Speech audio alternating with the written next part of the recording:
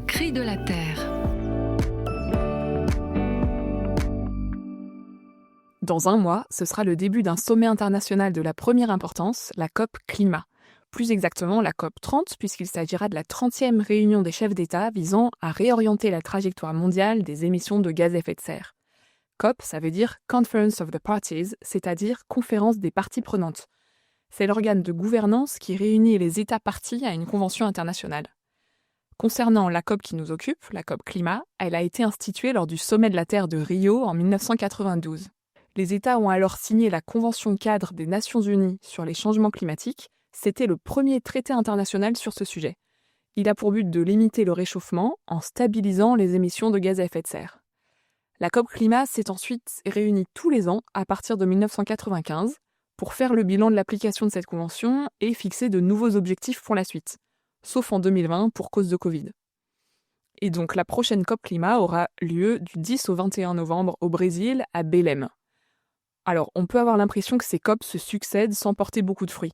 Mais ce serait oublier certains succès passés, en particulier la COP de 2015 à Paris, qui a conduit à l'adoption du fameux Accord de Paris qui était une vraie victoire. La COP 3 en 1997 avait aussi été un succès en permettant l'adoption du protocole de Kyoto. Face à la crise climatique, nos choix individuels comptent, l'évolution des entreprises est essentielle aussi, mais en complément, on a absolument besoin d'une action politique internationale. C'est indispensable puisque le changement climatique est un phénomène mondial que nous n'arriverons à endiguer que si nous coopérons. Et c'est à cela que doit servir la COP. Il y a des exemples de succès sur des sujets proches, en particulier la coopération internationale qui a permis de remédier au problème du trou dans la couche d'ozone. Alors, que pouvons-nous faire à notre échelle pour contribuer à ce que cette COP 30 qui arrive soit fructueuse ? Je vous propose une action concrète. Vous pouvez signer l'appel pour la justice climatique lancé par les jésuites avec l'ensemble des ordres religieux catholiques, adressé aux gouvernants du monde entier.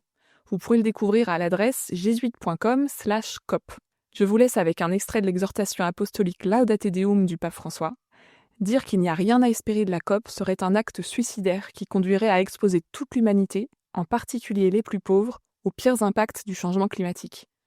Si nous avons confiance dans la capacité de l'être humain à transcender ses petits intérêts et à penser en grand, nous ne pouvons renoncer à rêver que cette COP conduira à une accélération marquée de la transition énergétique.